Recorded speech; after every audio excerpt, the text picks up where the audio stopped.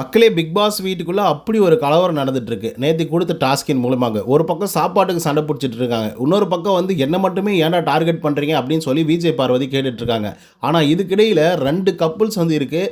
அந்த 2 கப்புள்ஸும் பண்ணக்கூடிய விஷயங்கள் ரொம்ப எக்ஸ்ட்ரீமாக வந்து இருக்குது. அதில் குறிப்பாக அரோராவும் துஷாரும் பண்ணுற விஷயங்கள். இப்போ ஒரு ஆடியோ ப்ளே பண்ணுறேன், அதை முதல்ல நீங்கள் கேளுங்க.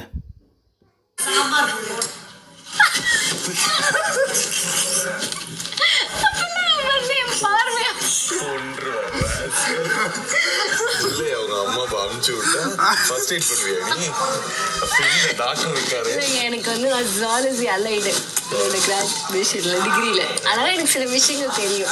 கேட்டிங்களா ஆடியோவை? இந்த ஆடியோவை கேட்கும்போதே ஒரு மாதிரி கேவலமாக தானே வந்து இருக்குது. இது ஒரு பக்கம் நடந்துகிட்ருக்கு, காமம் ஒரு பக்கம் நடந்துகிட்ருக்கு அப்படின்னு பார்த்தீங்கன்னா, இன்னொரு பக்கம் காதல் வந்து நடந்துகிட்ருக்கு. அந்த காதல் எஃப்ஜி அவர்களுக்கும் ஆதிரை அவர்களுக்கும் முத்தி போய் வந்து இருக்குது அப்படின்னு வந்து சொல்லலாம். இதனால் இந்த ஷோவுக்கே இருந்த மரியாதை எல்லாமே கெட்டு போச்சு. அதனால் வந்து பார்த்திங்க அப்படின்னா வெளியில் இருக்கக்கூடிய எம்எல்ஏக்கள் சில பேர் வந்து சேர்ந்துக்கிட்டு சட்டசபை வரைக்கும் இதை கொண்டு போவோம், அதெல்லாம் தாண்டி இந்த ஷோவை பேன் பண்ணியே தீரணும் அப்படின்ற மாதிரி வந்து பேசிகிட்டு இருக்காங்க.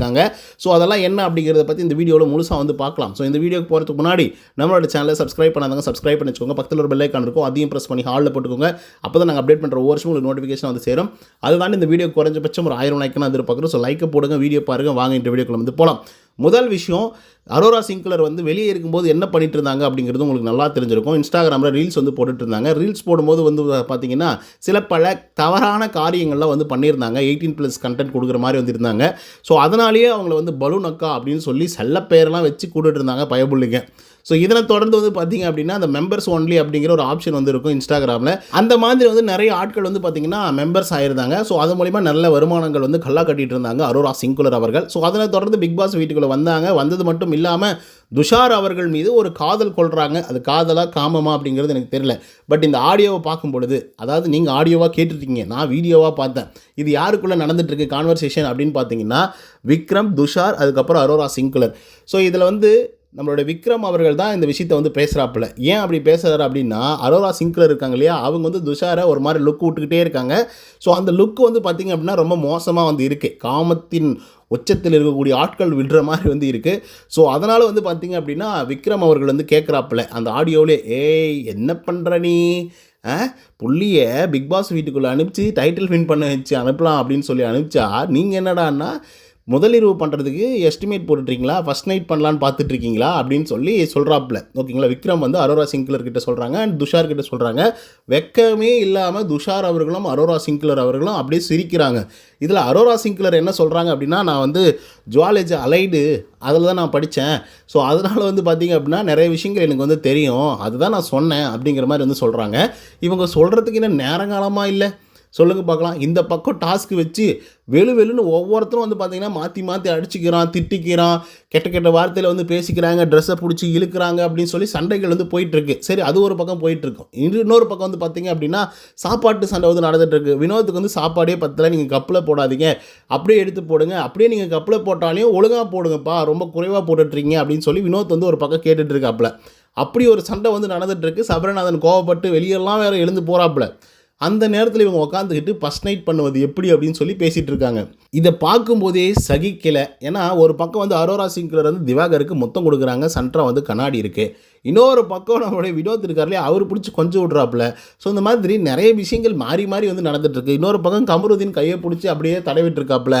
ஒரு நேரத்தில் வந்து பார்த்திங்கன்னா பிக் பாஸ் அவர்கள் ஒரு பெரிய அனௌன்ஸ்மெண்ட் வந்து கொடுத்துட்ருக்காங்க. அந்த அனௌன்ஸ்மெண்ட்டில் எல்லாரும் டிஸ்கஷன் பண்ணிட்டுருக்காங்க, யாருக்கு நாமினேஷன் ப்ரீ பாஸ் போகுது சூப்பர் டீலக்ஸ் ஹவுஸில் அப்படின்னு சொல்லி. அந்த நேரத்தில் கையை பிடிச்சி அழுத்தி விளையாடிட்டுருக்காங்க அரோராவும் துஷார் அவர்களும். எனக்கு என்ன வருத்தம் அப்படின்னா, அந்த துஷார் பையனுக்கு தலைவர் பதவி வந்து கொடுத்துருக்காங்க. அந்த தலைவர் பதவியே 1% கூட அவன் யூஸ் பண்ணல அப்படின்னு தான் வந்து சொல்லணும். பிரச்சனை நடந்தால் எப்படி இருந்தாலும் சூப்பர் டீலக்ஸ் ஹவுஸ்க்கு வந்து சப்போர்ட் பண்ணக்கூடாது அப்படிங்கிறதுல ரொம்ப உறுதியாக வந்து இருக்கான். நீங்கள் சப்போர்ட் கூட பண்ண தேவையில்லை, அட்லீஸ்ட் நேர்மையாக இருந்து கரெக்டாக சென்ட்ரலைஸ்டாக இருந்து உங்களுடைய பிரச்சனைகள் என்ன அப்படின்றத வந்து கேட்டிருந்துருக்கலாம். அதையும் வந்து கேட்க மாட்டேங்கிறாப்புல. கேட்டால் ஒருத்தரை மட்டும் இவங்க டார்கெட் பண்ணுற மாதிரி வந்து பண்ணிட்டுருக்காரு. பக்கம் பிக் பாஸ் ஹவுஸில் வந்து எத்தனை திருட்டுத்தனம் பண்ணாலையும் அவர் முன்னாடியே திருடி வைக்கிறாங்க சாக்லேட்லாம் வந்து. ஆனாலே இந்த துஷார் அவர்கள் வந்து ஏம்மா இப்படியெல்லாம் பண்ணுறீங்க, இந்த மாதிரி பண்ணால் பிரச்சனைகள் வரும், ஸோ இந்த மாதிரிலாம் பண்ணாதீங்க அப்படின்னு சொல்லி ஒரு வார்த்தை சொல்ல மாட்டேங்கிறான் அந்த துஷார். ஏன்னா அவன் தலைவர்.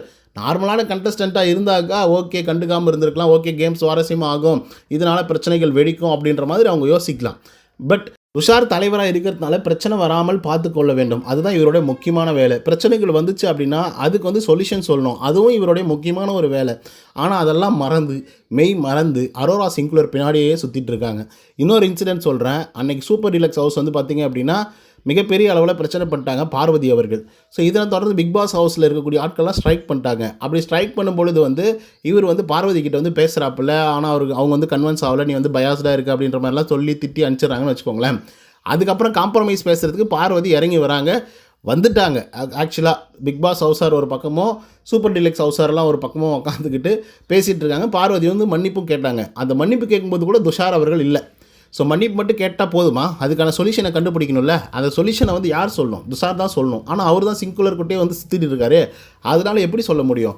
அந்த பிரச்சனை முடிஞ்சு பார்வதி அவர்கள் சொல்லிகிட்டே இருக்காங்க, பாரு இந்த தலைக்கு ஒன்றும் தெரியுதுல, அரோரா பின்னாடியே சுற்றிக்கிட்டு இருக்கான், அரோரா அரோரா அரோரா அப்படின்ற மாதிரின்னு சொல்கிறாங்க. அதுக்கேற்ற மாதிரி சுற்றிட்டு இருக்காப்புல. சரி, இதெல்லாம் ஒரு பக்கம் காமமாக போயிட்டுருக்கு அப்படின்னா இன்னொரு பக்கம் காதல் போயிட்டுருக்கு. இந்த எப்ஜே பையன் 4 வருஷம் சின்ன பையனா ஆதிரியை விட, அது பிரச்சனை கிடையாது. இவங்களுக்கு என்ன பிரச்சனை அப்படின்னு பார்த்தீங்கன்னா, பிக் பாஸ் வீட்டுக்குள்ளே வரத்துக்கு முன்னாடியே ஒரு 3 நாட்களுக்கு முன்பாகவே வந்து பார்த்திங்கன்னா எப்ஜே அவர்களை பார்த்துருக்காங்க ஆதிரை அவர்கள். ஆனால் இவங்க 2 பேருமே பிக் பாஸ் வீட்டுக்குள்ளே வரோம் அப்படின்றத வந்து தெரிவிச்சிக்காமல் வந்திருக்காங்க. அப்பயே ஆதிரை வந்து ஓரக்கண்ணால் சைட் அடித்தாங்களா எப்ஜேவை. கடைசியாக வீட்டுக்குள்ளே வந்து பார்த்தாக்கா தெரியுது எப்ஜேவும் வந்திருக்கான் அப்படின்னு சொல்லிட்டு. ஸோ நான் விடுவேனா என்ன, எனக்கு பிடிச்ச பையன் இருக்கான், ஸோ அதனால் வந்து நான் அவனை விட மாட்டேன் அப்படின்னு சொல்லி துஷார்கிட்ட ஆதிரை அவர்கள் சொல்லிட்டு இருக்காங்க. சரி, இந்த வந்த 8 நாள் 9 நாட்களுக்குள்ளே இவங்க லவ் பண்ணாங்க. திடீர்னு வந்து காதல் பற்றிக்கிச்சு. அதுக்கப்புறம் காதல் பண்ணாங்க. அதே மாதிரி எப்ஜே அவர்களுக்காக பயங்கரமாக குரல் கொடுத்து பேசிகிட்டு இருக்காங்க ஆதிரை. எப்ஜேவை யார் என்ன சொன்னாலையும் அதை ஏற்றுக்கவே முடியல ஆதிரைக்கு. இன்னொரு பக்கம் எப்ஜே இஷ்டத்துக்கு வந்து பண்ணிகிட்டு இருக்கான். அவன் என்ன தப்பு பண்ணாலும் ஆதிரை கேட்கவே மாட்டேங்கிறாங்க. நேற்றுக்கு வேறு ஒரு வேலை பண்ணி போட்டாங்க. அது என்ன அப்படின்னா கேம் அப்படின்னு சொல்லி வரும்பொழுது, நான் கேம் மட்டும் தான் பார்ப்பேன், எனக்கு பிடிச்சவங்க நல்லவங்க கெட்டவங்க அதெல்லாம் நான் பார்க்க மாட்டேன், என்னுடைய கேம் வந்து இப்படி தான் இருக்கும் அப்படின்றத காட்டுறதுக்காக என்ன பண்ணிட்டாங்கன்னா ஃபஸ்ட் ரவுண்ட்லேயே எப்ஜேவை எலிமினேட் பண்ணும் அப்படின்னு சொல்லிட்டு எப்ஜேவோடைய ஃபோட்டோ வந்து எடுத்துட்டாங்க. ஸோ இது வந்து அவருக்கு சுத்தமாக பிடிக்கல. அதுக்கப்புறம் நிறைய பிரச்சனைகள் வந்து நடந்துச்சு. அந்த ஆட்டை வந்து டிஸ்குவாலிஃபையும் பண்ணாங்க. ஸோ இதனால் வந்து எப்ஜே வந்து பயங்கர அப்செட் ஆகிட்டாப்புல. அதனால் ஆதிரைக்கிட்டே இவர் பேசவே இல்லை. இதனால் ஆதிரைக்கு பயங்கர கோவம். ஏன்டா என்கிட்ட பேச மாட்டேங்கிற, கண்ணை பார்த்து பேசவே மாட்டேங்கிற, ஏன் இப்படி பண்ணிகிட்ருக்க அப்படின்னு சொல்லி ஆதிரை வந்து கன்வின்ஸ் பண்ண போகிறாங்க. ஸோ அந்த நேரத்தில் வந்து துஷார் எல்லாருமே உட்காந்துட்டு இருக்காங்க. அப்போ வந்து இவர் மொத்தம் கொடுத்து கன்வின்ஸ் எல்லாம் பண்ணுறாப்புல.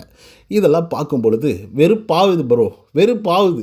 ஏன் வெறுப்பாகுது அப்படின்னா, ஒரு பக்கம் வந்து வெளியே இருக்கக்கூடிய ஆட்கள் வந்து பிக் பாஸே வந்து ஒரு கலாச்சார சீர்கேடு, அதை வந்து நீங்கள் ஒளிபரப்பு பண்ணக்கூடாது, அந்த மாதிரி ஒரு ஷோவே வந்து நடக்கக்கூடாது தமிழ்நாட்டில் அப்படின்னு சொல்லி பேன் பண்ணணும் அப்படின்னு சொல்லி பேசிகிட்டு இருக்காங்க. எம்எல்ஏ வேல்முருகன் இருக்கார் இல்லையா, அவர் வந்து பாராளுமன்றத்திலே நான் இதை பற்றி பேசுவேன், சட்டசபையிலே நான் இதை பற்றி பேசுவேன், கண்டிப்பாக நாங்கள் முற்றுகை இடுவோம், ஒன்று ஷோவை பேன் பண்ணுங்கள், அப்படி இல்லைன்னா அந்த தளங்கள் இருக்குது இல்லையா, அதாவது பிக் பாஸ் தளம் இருக்கு இல்லையா, அந்த இடத்துல வந்து நாங்கள் முற்றுகையிடுவோம், போராட்டம் பண்ணுவோம், ஸோ இந்த ஷோ வந்து நடக்கக்கூடாது அப்படின்னு சொல்லி இவர் வந்து சொல்லிட்டு இருக்காப்புல நியூஸில்.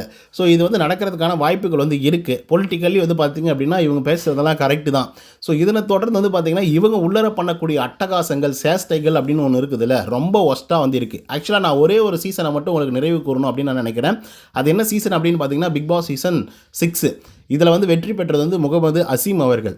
ஸோ அசீம் மட்டும்தான் இந்த சீசன்லேயே இருக்கிறதுலே ரொம்ப டாக்ஸிக்காக இருந்த ஒரு ஆள். ஓகேங்களா, இஷ்டத்துக்கு கெட்ட வார்த்தை பேசுவார், இஷ்டத்துக்கு பிடிச்சி எல்லோரும் திட்டுவாப்பில், அவருக்கு என்ன ரூலோ அதை மட்டும்தான் அவர் வந்து பண்ணுவார். பிக் பாஸ் கொடுக்கக்கூடிய ரூல்ஸ் எல்லாம் கொஞ்சம் தான் வந்து பார்த்திங்கன்னா மதிக்க ஆரம்பிப்பார். இருந்தாலும் அவர் வெற்றி பெற்றாருன்னு வச்சுக்கோங்க. அவரோட திறமை, அவருடைய ஆட்டம் எல்லாமே ரசிக்கும்படியாக வந்து இருந்தது. பட் டாக்ஸிக்காக வந்து இருந்தார். அப்போயே ஒரு பெரிய விமர்சனம் வந்திருந்தது. நாங்களே விமர்சனம் வந்து பண்ணோம், அசீமை போட்டு அடின்னு அடித்தோம், என்னடா இப்படிலாம் பேசுகிற அப்படின்லாம் வந்து கேட்டுட்டு இருந்தோம். விமர்சன ரீதியாக வந்து அசீம் நிறைய விஷயங்களை வந்து பேஸ் பண்ணார். ஒவ்வொரு வாரமும் கமல்ஹாசன் வந்து பார்த்திங்கன்னா களி ஊற்றுவாப்பில் அசீம் அவர்களை, நீங்கள் ஏன் இவ்வளோ டாக்ஸிக்காக இருக்கீங்க, இன்னும் நீங்கள் வந்து முன்னேறணும், இன்னும் நீங்கள் மாறணும் அப்படின்னு வந்து சொல்லியிருந்தாங்க. ஒரே ஒரு கண்டஸ்டன்ட் தான் ஒரு சீசனில் இருந்தாப்புல டாக்ஸிக்காக.